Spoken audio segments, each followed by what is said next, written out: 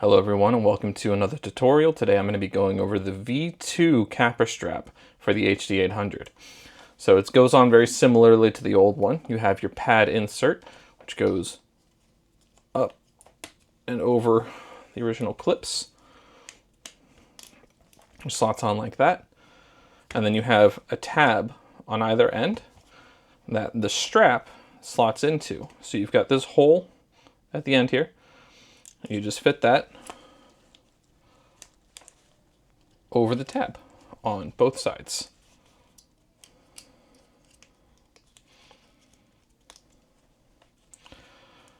All right, now that it's over the tab on both sides, you take the little tendril on the outside that wraps around the headband and you just pop it over the nubbins. And there you go, Capra Strap installed.